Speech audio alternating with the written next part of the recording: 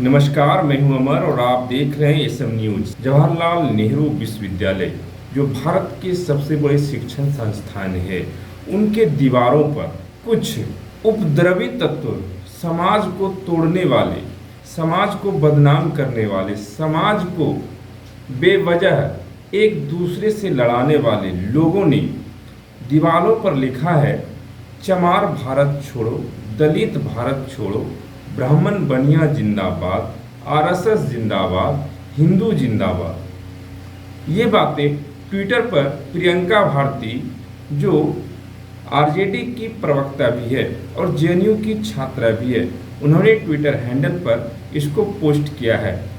अब ये आप बता दीजिए, क्या यह देश जो है नफरतों का देश बन गया?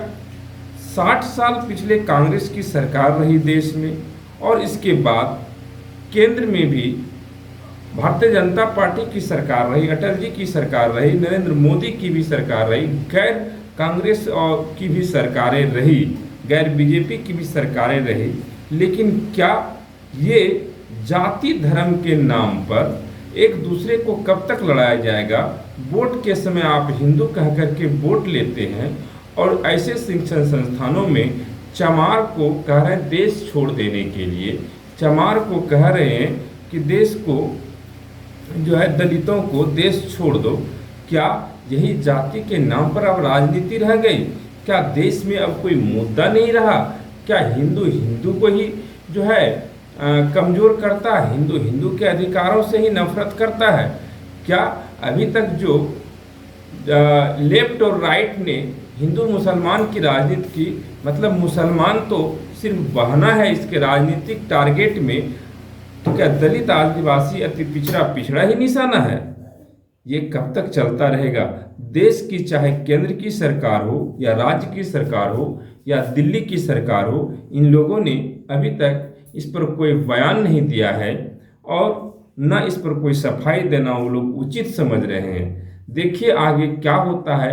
क्या इससे लगता है कि देश में आज भी दलित आदिवासी अति पिछड़े कहीं पर सुखी हैं? हर जगह उस पर अत्याचार अन्याय होता ही होगा।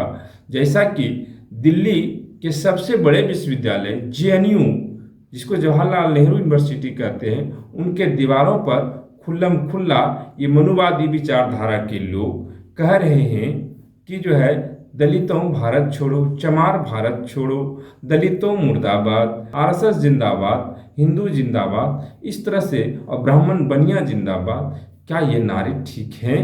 क्या यह देश को जोड़ने वाले नारे हैं? तो बता सकते हैं ना। लेकिन इस पर जो लिबरल पत्रकार है सबल, चाहे वह रवीश कुमार हो, चाहे वह अजीत अंजुम हो, चाहे वह अभिसार शर्मा हो, चाहे वह संजय शर्मा हो, ये लोग इस पर वीडियो बनाएंगे, लोगों के बीच में जाएंगे? नहीं, सिर्फ ये लोग हिंदू मुसलमान करेंगे। क्या देश के वीकर सेक्शन, दलित आदिवासी अति पिछड़े पर ये लोग आवाज नहीं उठाएंगे? इस पर जब भी अगर दोनों सरकार को, चाहे वह भाजपा की हो या कांग्रेस का, सांपनाथ का हो या नागनाथ का, दोनों को अगर मुंह तोड़ जवाब किसी ने कभी दिया है और आगे दे रहा है, आगे भी देंगे, तो बहुजनों की लड़ाई लड़ने वाले बहुजन समाज पार्टी की मुखिया बहन कुमारी मायावती ही है। बाकी सब और सब तो चाटुकार ही है। 131 SC/ST के सांसद गए हैं, लेकिन ये किसी पार्टी के एजेंट और दलाल बनकर रह गए। काशीराम ने, जो बहुजन समाज पार्टी के संस्थापक हैं, उन्होंने चमचा युग में एक बात कुछ लिखे हैं, एक दो पंक्तियां लिखे हैं जो बहुत ही इंपॉर्टेंट पंक्तियां हैं। उन्होंने लिखा है, जिसकी जवानी चमचागिरी में कट जाती है, उसकी सारी जिंदगी दलाली में मिट जाती है।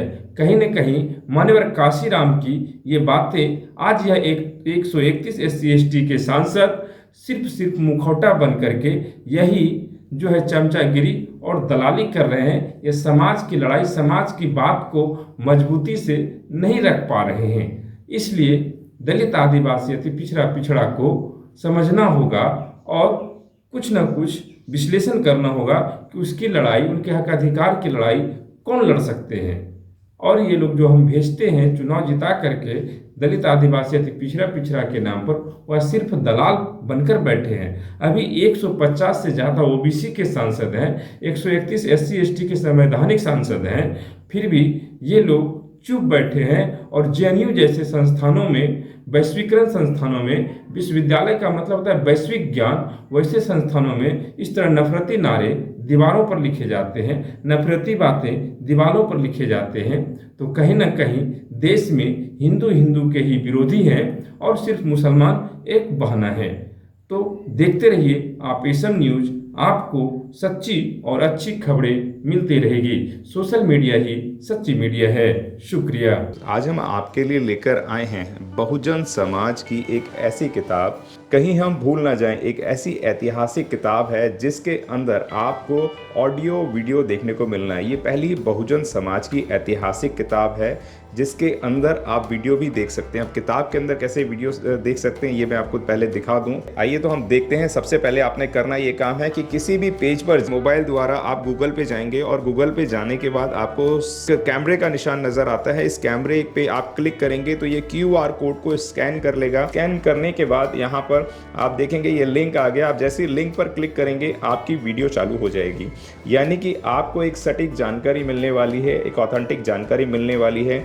बहुजन समाज की पहली ऐतिहासिक किताब है जिसके अंदर आपको तमाम महापुरुषों की जानकारी मिलने वाली है। आप इस किताब में देख पाएंगे तथागत सम्यक बुद्ध जिनकी पूरी जीवनी आपको मिलने वाली है, महान सम्राट अशोक जिनका जीवनी आपको इसके अंदर पूरी मिलने वाली है, संत कबीर दास, संत शिरोमणि गुरु रविदास, सम्राट मीर भोज जिन्होंने इतिहास रचने का काम किया, गुरु घासीदास बाबा, वीरांगना झलकारी बाई, वीरांगना उदा देवी पासी, नागेली वीरांगना की कहानी, एकलव्य जिसका अंगूठा काट लिया था धोखे से, चोखा मेला हरिचंद ठाकुर, ज्ञानदीप छत्रपति शाहूजी महाराज, बिरसा मुंडा, ज्योतिबा फूले, माता सावित्रीबाई फूले, फातिमा शेख, EV रामास्वामी, स्वामी अच्युतानंद, बाबा साहब डॉक्टर BR अम्बेडकर जिनका मूल ग्रंथ आपको इसमें छोटी सी किताब में मिलने वाला है। आप ऑडियो भी देख सकते हैं, वीडियो भी देख सकते हैं। माता रमाबाई, मोतिया रावण कंगाली, सरदार उधम सिंह, ललई सिंह यादव, दशरथ मांझी, शिव दयाल सिंह चौरसिया, कपूरी ठाकुर, भवरी देवी, मान्यवर काशीराम साहब जिन्होंने इतिहास को दोबारा दोहराने का काम किया था, वीरांगना फूलन देवी, बहन कुमारी मायावती, संकल्प भूमि और पूना पैक्ट। बहुजन समाज का एक मूल ग्रंथ यह आपके पास आ गया है और आप इसको बिल्कुल भी देरी ना करें। तो साथियों, अगर आप ये किताब मंगाना चाहते हैं तो डिस्क्रिप्शन बॉक्स में जो आप नंबर देख रहे हैं इस नंबर पर आप हमें अपना ऑर्डर बुक करा सकते हैं। कितनी किताब आपको चाहिए? यदि आप चाहते हैं कि यह किताब पूरे भारतवर्ष में घर घर नजर आए तो आप इस वीडियो को ज़्यादा से ज़्यादा शेयर करें, लाइक करें, शेयर करें, अपने कमेंट हमारे सुझाव बॉक्स में ज़रूर दें और किताब को अपने घर पे मंगाना बिल्कुल भी ना भूलें। अगर आपने अभी तक हमारा चैनल सब्सक्राइब नहीं किया है तो सब्सक्राइब करें और घंटी का बटन बिल्कुल भी दबाना ना भूलें ताकि सभी लेटेस्ट खबरें पहुंच सकें आप पे सबसे पहले।